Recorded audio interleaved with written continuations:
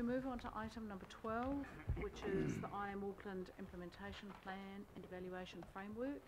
Now, the staff have been told that their work is appreciated, it is acknowledged, it is taken as read, and that we will have just a couple of minutes for introduction and then hopefully a focused question or two. It in no way demeans or minimises the huge amount of work. Thank you, wonderful woman. Okay. Lovely, thank you. So I'm Elizabeth Fitton-Higgins from Community Policy, and this is my manager, Liz Civil, I'm sure you all know. We do. We're here to present the IM Auckland Implementation Plan and Evaluation Framework. We were here about a year ago where you endorsed us to go ahead and develop both of these documents, which we have now done, and we are presenting them to you. We are very much focused on improving evidence for improved outcomes for children and young people across the board, across what we deliver across council and our CCOs. And we also wanted to find a mechanism to really focus on those priority areas for delivery, which is what the implementation plan and the process that goes alongside it are aimed at achieving. So I'll just open up the floor to questions. It is a really great framework. Councillor Casey. In the report, it says that one of the CCOs referred to IM Auckland in their statement of intent. Which CCO is that? Can't remember off the top of my head, I'm sorry, but I can find out for you. And, Yes, and I'll just get back to that you. whole section on CCOs, that some referred to the general aims of IM Auckland. That's right. I'm interested in finding out just a wee bit more about how that's been embedded. Yeah. Well done, whoever it was that's done it in the I know. SOI. Awesome. Councillor Collins and then Councillor Transport. Watson. Cool, thanks Chair, and happy to move if there's no mover when we get there. Move in second, that's great. Well, firstly, I just wanted to say thank you, because I know I emailed you a list of around 15 questions and you got back to me, so I really appreciate it. I just wanted, the one question I did want to ask here though was to, I really wanted to be sure around the strength and the partnership between the desire for Goal 7 to really be given some impetus. So around our connection with the Youth Advisory Panel, Te Waka Angamua and Rimu, if you could just comment on how those parts are all strengthened, both with Goal 7 and with a number of the parties that form the Leadership Management Group, please. Sure, absolutely. So the great thing actually to observe when we were doing the implementation plan and pulling together kind of the actions that are ongoing currently across council was to actually see then since the status report that we did in 2017 that actually delivery under Goal 7 had increased, which was awesome because that was really one of the priority areas we wanted to focus on. So that's fantastic, and you can see that in the action plan at the end as well. We've got really good relationships with Te Waka Angamua, and Te Waka Angamua have been really proactive. They've actually seconded one of their senior advisors to community and engagement, comms and engagement, sorry. And they're putting together a work program to really find out what the needs and aspirations are of our rangatahi and actually then address those over the next couple of years. So that's really nice progress to observe. We've also been working really closely with RIMU, our research and evaluation partners, yeah. And we do actually work with them really, really closely across lots of policy areas, but specifically around IM Auckland. So they've given us great feedback, both in terms of our ethics. So when we go and do any evaluations, they help us with our ethics application, which is fantastic. And they've also just given us feedback in general around the evaluation framework itself. So we'd really like to kind of piece these things together and work collectively. They regularly peer review our work, and we make sure that we're following kind of all the due process around evaluation that they would expect.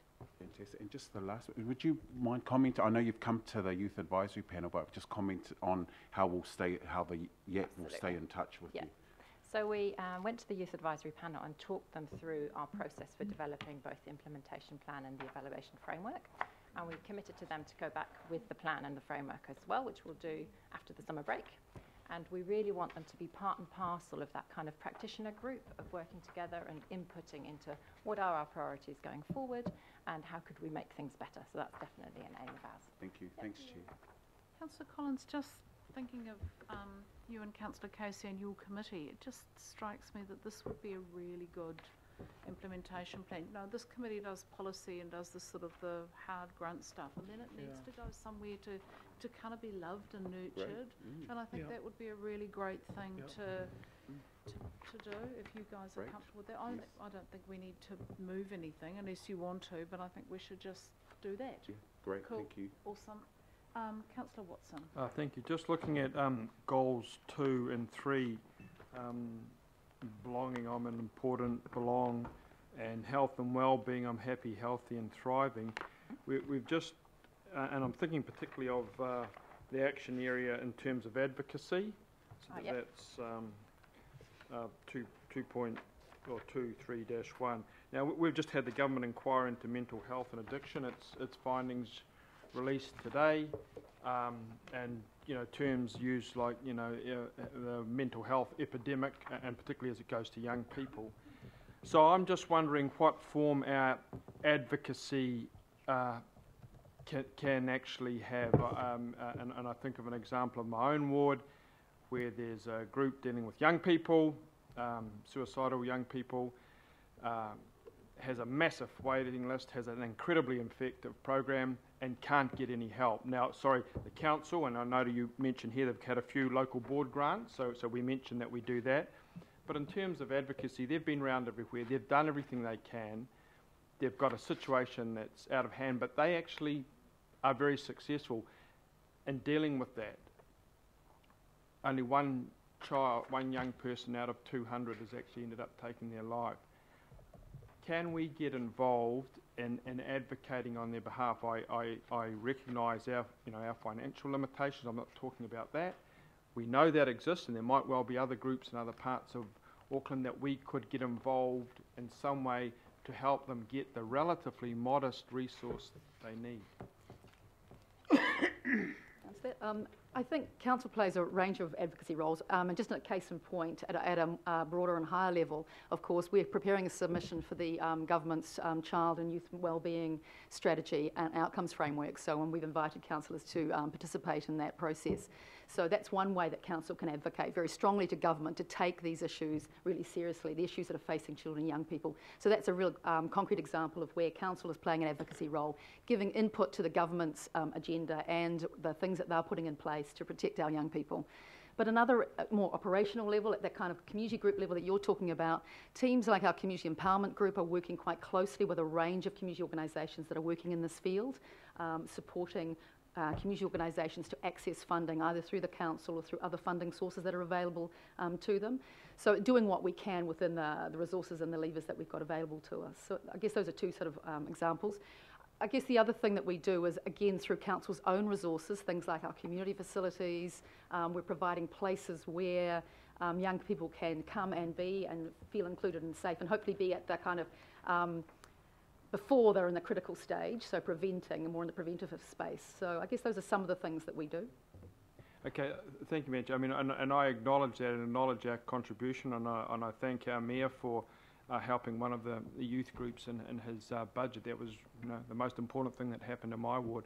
I guess I'm just saying, and what I'm hearing in other parts of Auckland too, is all that's happening, and these groups still aren't getting the help they need and they deserve. So I guess, Madam Chair, I'm saying that perhaps Auckland Council, and we maybe have done it in other areas, we step outside of that kind of polite advocacy. Auckland is our city, it is our people, and when we become aware of things, we really go into bat for them in a governmental sense, because we get MPs around and look to, and they don't do anything. So I'm just kind of signalling that as a concern, and I just would like any help from our council to really take that advocacy to the capital A, not the small A. Okay. No, good point. Thank you, Councillor. I think most of us would agree with that. Member Brown. Kia ora. Most of our reporting's got like a Māori korowai around it, and so I was just wanting to know, like, and in the review there was outcome 7 around our rangatei, which is a priority for us, right? Mm-hmm. But in the review of the plan at that time, it also says that it had the least evidence. So if we picked up the korowai then, I'm keen to sort of understand then, how will the evaluation promote and optimise outcomes delivered for Māori through evaluation if we haven't got a korowai there that we can align it to? So because there are other, and I'm just using that term, and the other reporting that'll make it not easy, but a lot less difficult than trying to line it up with nothing. So, you know, ko tāmaki aho ki tāmaki, like I really am Auckland, and Auckland really is me. I don't need convincing. But whoever does, is like, especially in our young rangatahi, they need to connect that korowai up. And that makes it easy, or makes our job easier, to see how we're performing against what we're intending, if it is a priority. And we know it's an outcome in the existing status quo. So can you include that in future reports so that we can try and measure that accordingly?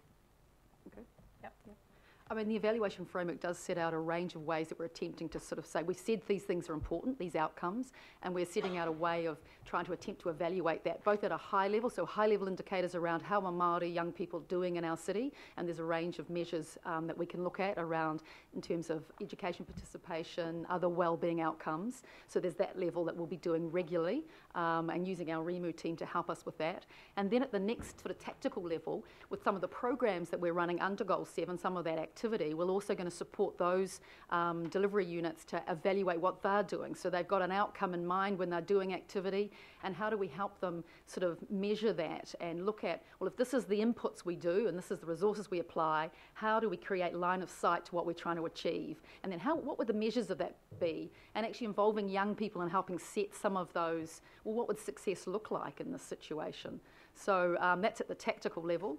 And we'll also be looking at evaluation in terms of, so we said that Goal 7 was really important and we wanted to do more activity in the area. So a year on, 3 years on, is that happening? Have we got more activity happening? And yeah, so there's that kind of way that we're going to be looking at it across sort of 3 tiers of level, if you like.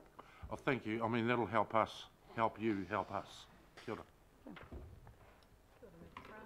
I've got Councillor Walker and Councillor Hills, then we'll put the recommendation. Councillor Walker. Sure, so I just want to endorse the comments that my fellow councillor John Watson made, and particularly the questioning and the encouragement as it goes to youth health, suicide and the like.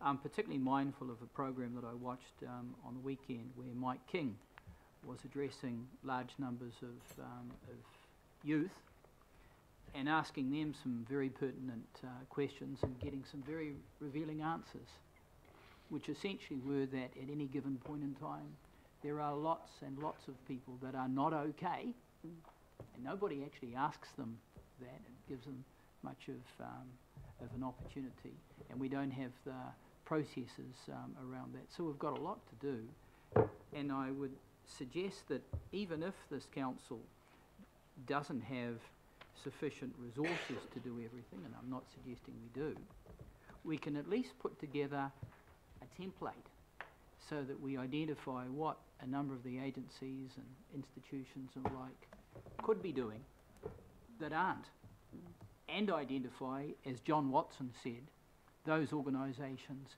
that are doing stuff but are significantly under-recognised, underfunded and undervalued in terms of their role. So I just put that to you.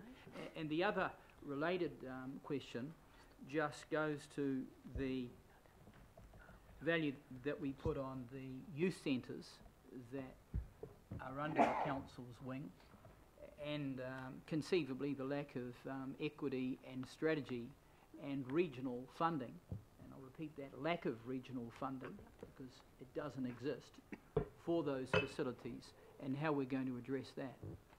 And I'm mindful of the annual plan coming up and the previous long-term plan where we failed to commit ourselves to that exercise sufficiently. Okay. I'm going to suggest, So there was a Yep. question there, So Madam I'm going Chair. to suggest that in the idea of Councillor Collins or Councillor Casey and Councillor Collins, the committee receive this sort of ongoing discussion in this, that advocacy piece that you raised, particularly around mental health for youth, I think would be a very good thing to be picked up by that committee. And it particularly applies to Māori and Pacific Island youth. It's a critical issue. So, and usefully, Councillor Hills is the last speaker, and that's your area of speciality, Councillor Hills. Thank you, Chair. Thank you. Thank you, Councillor Watson, for bringing up the mental health inquiry. I was going to talk about that too. The fact that I've read as much as I can on my phones today, but the fact that the huge focus is on youth, and we are talking 50 to 80% of young people having serious, extreme mental health issues during that young youth age, whatever you want to judge that youth space. And I know it's not our space, but it should be our space. And I want to know how we can change this up or alter it slightly. I met recently with the Department of Prime Minister and Cabinet on the Children and Youth Wellbeing Strategy. But I want to know how that can be woven, because that's a huge piece of work and pretty groundbreaking if it actually is stuck into law, and it sounds like the opposition is supporting it too, so it will be a long-lasting, so maybe not duplicating what they're doing, but how we can weave that into this work and not duplicate, but actually change this up, because it's already been 5 years that we've had this, and it's great, and it seems like there's a lot being done, but I want to know how flexible it is to weave that stuff in the next year, and with the mental health strategy in March, the inquiry findings in March, but how we can also use, I think how we can help local boards use this as a template. So lots of local boards are doing stuff that's not covered in here. You know, same with you mentioned the Marlborough Youth Centre here. It took me about 5 years to get that up and going, but how do we allow that in a much easier way for other areas if they choose to invest in young people? Well, I just want to know how this can spring out and not take over local boards like sometimes we can do, but how we can uffy what they're doing through the strategy. Because sometimes it seems a bit like we're doing tons, but it's kind of, how can we make it tangible for the communities where stuff isn't happening? And how can we use it as a template, I guess, to move to the next stage rather than just, I don't know. I'm not really asking a question, but it's just how I see this being spread right across what we're doing, but with those two big documents coming out next year, how we can make sure that's fundamental to this. Sure. Perhaps just one comment I can make through the chair around that. I mean, there's actually really good alignment between the high-level outcome goals of I Am Auckland and the outcome framework for the Child, Youth and Wellbeing Strategy. We actually think it's great alignment. In many respects, local government has a wonderful complementary role to play to central government. We have some great levers that we've got to support young people's inclusion, participation and sense of identity and well-being in a city. And when we play to our strengths, you know, that's a real thing that we can do. So our role in supporting arts and culture, which is really important to mental health and well-being for young people, our role in enabling children and young people's participation in sport and recreation and access to green spaces and parks and play are all things that kind of support children's health and well-being. The commitment to climate change. I mean, one thing that's worrying young people in this world right now is, have they got a future? Have they got hope? And, you know, that may be driving a lot of, you know, mental health and well-being concerns for young people. So, you know, the fact that the council is really taking that agenda seriously is another thing that the council is doing. So I think, you know, on lots of levels, we've got a really complementary role to play with government and see the opportunities to partner more effectively, and for the government to recognise the role that local government is playing in creating an environment for young people to thrive. So I think on that level, there's quite a lot of lovely synergy, and we'll be, as I said, making the submission to government about some of the areas we think greater focus could be placed, and one of those is public transport. You know, kids, in order to be able to participate and be included in society, need to be able to get places, particularly in a city like Auckland with the geographical diversity and just the spread and the traffic and all of those things. So, you know, there's lots of things we can do to support. And when it gets to the critical edge of, you know, suicide and mental health, perhaps, you know, that is where the right experts need to be involved, obviously, and by all means, council could play a role in advocating for the importance of those services for young people.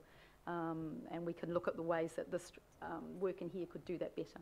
And the last question would be around how we can sort of recalibrate this a bit. I think there's a lot of pressure for our youth voice groups and also the youth advisory panel. Yep. There's sort of one member in a area of 100,000 people maybe, and they're trying to give voices. So how can we, I remember how awesome the postcard campaign and everything was at the beginning. Is there a plan or a budget or a planned budget to re-engage with those young people, see where we're at on transport, housing. Yeah, so in the new year, when we go to the Youth Advisory Panel, that's something that we could take to them. So how could we do this? What is that opportunity? And would really welcome the opportunity to talk further with you Yeah. About your ideas on that and what we could do. I just want to be careful that we're not relying too much on just the Youth Advisory Panel or our sure. youth voice groups, because there's so much pressure on them to try and get the myriad of voices in their community. And a number of the local boards do have their own youth boards as well that we could be working more closely with as well. Cool, thank you. Perfect. Myers, just reminding us that we've got the drop-in. So through the chair, Liz's team has organised a drop-in session. This is for the draft submission on the child and youth wellbeing strategy. You just drop in. It's level 14, room 10, level 14, between 8:30 and 12:30 on Thursday. You've also been sent information via email as well. You don't have to go to the drop-in session. There is you can just return an email to Liz and just give her some feedback. Awesome. Okay, I'll put the recommendation. All those in favour, please say aye. Aye. Against? Carried. Thank you, and great work.